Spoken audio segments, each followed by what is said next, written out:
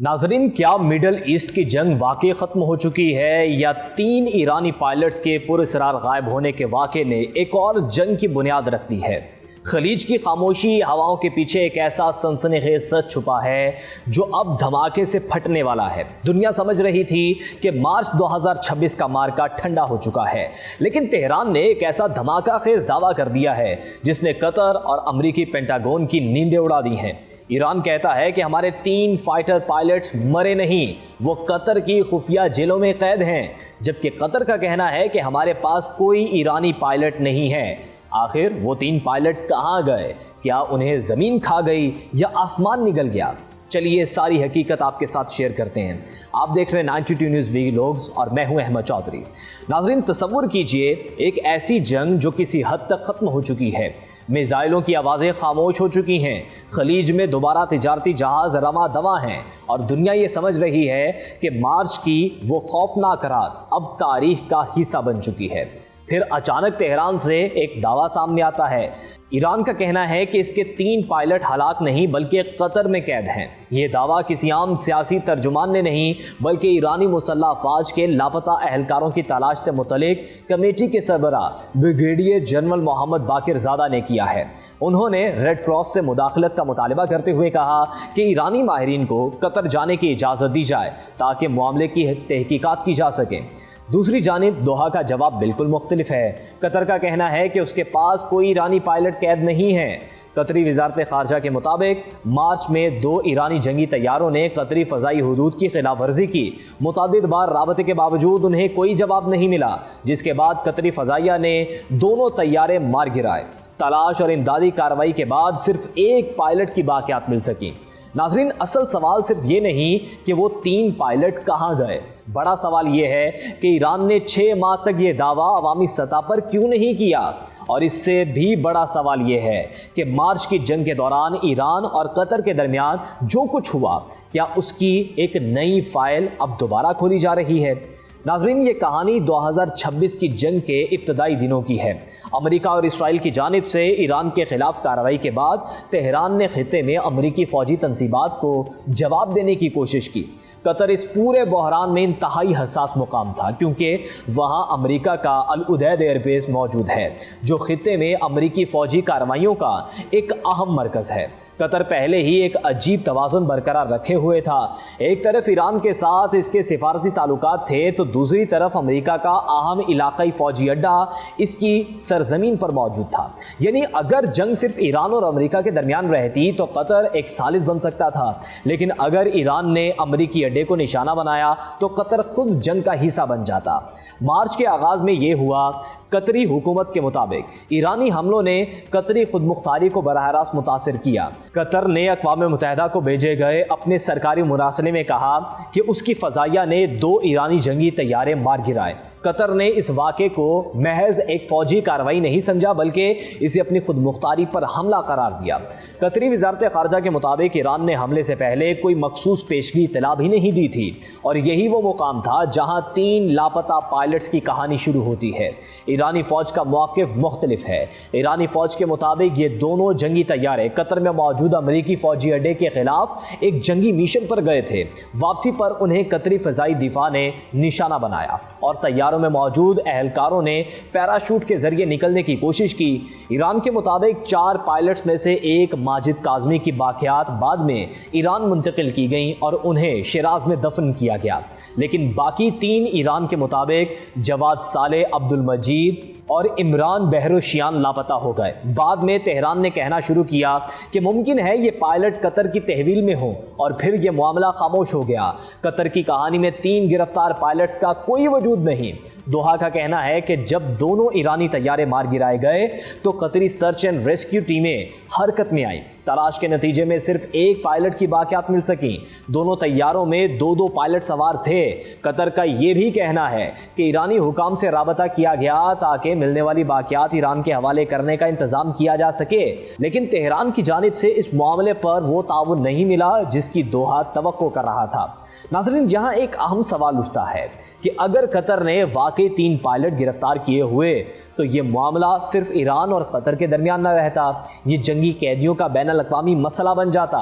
Red cross کا کردار سامنے آتا اور جنیوا کنونشنز کی بحث شروع ہوتی۔ اسی لیے ایران نے اب ریڈ کراس کو خط لکھا ہے، لیکن ابھی تک ریڈ کراس کی جانب سے آزادانہ طور پر یہ تصدیق سامنے نہیں آئی کہ یہ تینوں پائلٹ قطری تحویل میں ہیں، یعنی صورتحال بالکل واضح نہیں ہے۔ ایران الزام لگا رہا ہے کہ قطر تردید کر رہا ہے، جبکہ آزادانہ طور پر تصدیق شدہ حقیقت فی الحال صرف ایک پائلٹ کی باقیات ملنے تک محدود ہے۔ اس کہانی کا سب سے دلچسپ پہلو یہی ہے، اگر تہران کو مارچ میں ہی یقین تھا کہ اس کے 3 پائلٹ زندہ ہیں اور قطری تحویل میں ہیں، تو سوال پیدا ہوتا ہے کہ اگلے کئی ماہ تک یہ معاملہ عالمی سطح پر نمایاں کیوں نہیں ہوا؟ ایرانی وزیر خارجہ عباس عراقچی اور قطری حکام کے درمیان جنگ کے بعد متعدد رابطے ہوئے۔ قطر نے بعد میں ایران اور امریکہ کے درمیان کشیدگی کم کرنے کی سفارتی کوششوں میں بھی دوبارہ کردار ادا کیا۔ ایرانی پارلیمان کے اسپیکر محمد باقر کالیباف بھی قطر گئے، اور آج کا بیان کیا ہے؟ ایرانی وزارت خارجہ کا کہنا ہے کہ صرف 2 ثالث ہیں، پاکستان اور قطر، کوئی تیسرا ثالث نہیں۔ لیکن ان رابطوں کے دوران 3 پائلٹس کی قطری تحویل کا معاملہ نمایاں طور پر سامنے نہیں آیا۔ اس لیے اب سوال یہ ہے کہ کیا ایران کے پاس پہلے بھی یہی شبہ موجود تھا مگر اس نے اسے سفارتی سطح تک محدود رکھا، یا بعد میں کچھ نئی معلومات سامنے آئیں جنہوں نے تہران کو یہ معاملہ دوبارہ اٹھانے پر مجبور کیا؟ فی الحال اس کا حتمی جواب موجود نہیں ہے۔ ناظرین، یہ تنازعہ صرف 3 پائلٹس کا نہیں، اس کے پیچھے ایران کا قطر کے تعلقات کی پوری کہانی موجود ہے۔ جنگ سے پہلے قطر کو ایران کے نسبتاً قریب خلیجی ممالک میں شمار کیا جاتا تھا۔ دونوں ممالک کے درمیان مشترکہ گیس فیلڈ بھی ہے۔ قطر اسی گیس ذخیرے کو نارتھ فیلڈ کہتا ہے، جبکہ ایران اسے ساؤتھ پارس کے نام سے جانتا ہے۔ دونوں ممالک کے لیے توانائی کا ایک بنیادی ذریعہ ہے۔ قطر کئی مواقع پر ایران اور امریکہ کے درمیان رابطے کا ذریعہ بھی بنتا رہا ہے، لیکن پھر جنگ آئی اور ایران نے قطر میں موجود امریکی فوجی اڈے کو نشانہ بنایا۔ قطری خود مختاری پر سوالات اٹھے، اقوام متحدہ کو مراسلے بھیجے گئے اور ایرانی حملوں کی تفصیلات فراہم کی گئیں۔ ایک سرکاری مراسلے کے مطابق مارچ کے ابتدائی دنوں میں قطر پر بیلسٹک میزائلوں اور ڈرونز کے متعدد حملے ہوئے، جن میں الودیت سمیت اہم تنصیبات متاثر ہوئیں۔ قطری وزیر اعظم شیخ محمد بن عبد الرحمن ال ثانی نے جنگ کے دوران ایران کے حملوں کو قطر کے ساتھ غداری تک قرار دیا تھا۔ یہ ایک غیر معمولی تبدیلی تھی۔ وہی ملک جو جنگ سے پہلے تہران اور واشنگٹن کے درمیان رابطے کا پل تھا، خود ایران کے حملے کا متاثرہ فریق بن گیا۔ لیکن قطر نے ایران کے خلاف براہ راست فوجی جنگ میں شامل ہونے سے انکار کیا۔ جولائی میں قطری حکومت نے ان رپورٹس کو بھی مسترد کر دیا، جن میں دعویٰ کیا گیا تھا کہ قطر ایران کے خلاف فوجی کارروائی کا حصہ بننے پر آمادہ ہو چکا ہے۔ دوحہ نے کہا کہ وہ کسی پڑوسی ملک کے خلاف فوجی کارروائی میں شریک نہیں ہوگا اور سفارتی کوششیں جاری رکھے گا، لیکن ساتھ ہی قطر نے اپنی سرزمین کی خلاف ورزی برداشت نہ کرنے کا واضح پیغام بھی دیا۔ مارچ میں قطر نے ایرانی سفارت خانے کے فوجی اور سیکیورٹی اتاشیوں کو ناپسندیدہ شخصیات قرار دے کر ملک چھوڑنے کا حکم دے دیا، یعنی قطر کی پوزیشن یہ بن گئی کہ ایران کے ساتھ سفارتکاری ختم نہیں کرنی، لیکن اپنی سرزمین کو ایرانی فوجی کارروائیوں کے لیے استعمال بھی نہیں ہونے دینا۔ یہی مڈل ایسٹ کی نئی سیاست ہے۔ یہاں کئی امکانات موجود ہیں، لیکن کسی ایک کو حتمی حقیقت قرار دینا یا کسی کو جھوٹا کہنا فی الحال قبل از وقت ہوگا۔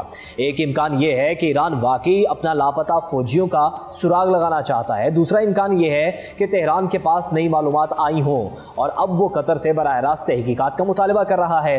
تیسرا پہلو سفارتی ہے۔ ایران اس وقت امریکہ کے ساتھ بالواسطہ مذاکرات اور مختلف علاقائی ثالثوں کے ذریعے رابطوں میں ہے، جن میں پاکستان اور قطر شامل ہیں۔ ایسے وقت میں پائلٹس کا معاملہ اٹھانا قطر پر دباؤ ڈالنے کا ایک ذریعہ بھی بن سکتا ہے، خاص طور پر جب تہران یہ مطالبہ کر رہا ہو کہ اس کے ماہرین کو قطر جانے کی اجازت دی جائے۔ لیکن یہاں احتیاط ضروری ہے۔ یہ کہنا کہ ایران نے یہ معاملہ صرف دباؤ ڈالنے کے لیے اٹھایا ہے، فی الحال محض ایک تجزیہ ہوگا، ثابت شدہ حقیقت نہیں۔ ایران نے یہ معاملہ International Committee of the Red Cross تک پہنچایا ہے۔ یہ کوئی معمولی اقدام نہیں۔ اگر کوئی فوجی اہلکار جنگ کے دوران زندہ گرفتار ہوتا ہے تو اس کی حیثیت، مقام، طبی حالت اور اہل خانہ سے رابطے کا معاملہ بین الاقوامی انسانی قانون سے جڑ جاتا ہے۔ اسی لیے اگر ایران کا دعویٰ درست ہے تو سب سے مضبوط راستہ یہی ہوگا کہ کوئی غیر جانبدار ادارہ ان افراد کی موجودگی کی تصدیق کرے۔ اگر وہ قطر میں ہیں تو معاملہ واضح ہو جائے گا، اگر نہیں ہے تو پھر تہران کو بھی یہ معلوم کرنا ہوگا کہ ان کا انجام کیا ہوا۔ یہی وجہ ہے کہ موجودہ تنازع کا اصل حل بیانات نہیں بلکہ قابل تصدیق شواہد ہیں۔ 6 माह पहले 2 ईरानी जंगी तैयारे आसमान से गायब हुए। कतर कहता है कि हमने उन्हें मार गिराया। तलाश के नतीजे में एक पायलट की बाकियात मिली, बाकी का कुछ मालूम नहीं हुआ। ईरान कहता है कि वो तीनों जिंदा हैं और कतर ने उन्हें कैद कर रखा है। कतर कहता है कि ये इल्ज़ाम गुमराहकुन है। ईरान कहता है कि हमारे माहिरीन को कतर आने दो। और दुनिया के सामने अब तक सबसे बुनियादी सवाल वही है, वो 3 पायलट कहाँ गए? अगर इस सवाल का जवाब वाकई शवाहिद के साथ सामने आ गया तो ये सिर्फ 3 खानदानों के लिए हकीकत का लम्हा नहीं होगा, बल्कि ईरान और कतर के ताल्लुकात, जंग के दौरान होने वाली कार्रवाइयों और खित्ते में मौजूद अमरीकी फौजी इंफ्रास्ट्रक्चर के बारे में भी कई बंद दरवाजे खोल देगा। और अगर ईरान अपने दावे को साबित नहीं कर पाता तो दूसरा बड़ा सवाल खड़ा होगा, तेहरान ने 6 माह बाद इस मामले को दोबारा क्यों जिंदा किया? फिलहाल ये वो नुक्ता है जहां से कहानी खत्म नहीं होती, बल्कि यहीं से असल कहानी शुरू होती है। नाज़रीन, ये सिर्फ 3 पायलट्स का मसला नहीं, ये मिडल ईस्ट के उस डर्टी गेम का आगाज है जहां अपने भी दोस्त नहीं रहते। अगर ईरान का दावा सच है तो कतर भी जिनेवा कन्वेंशन की ऐसी ज़र पड़ेगी जो इसके वजूद को हिला देगी। और अगर ये महज तेहरान की सियासी चाल है तो सवाल ये है कि 6 माह बाद ये खूनी फाइल क्यों खोली गई? आपकी इस बारे में क्या राय है? कमेंट सेक्शन में ज़रूर बताइएगा। आज के व्लॉग से इतना ही, मुझे दीजिए इजाज़त। अल्लाह हाफ़िज़।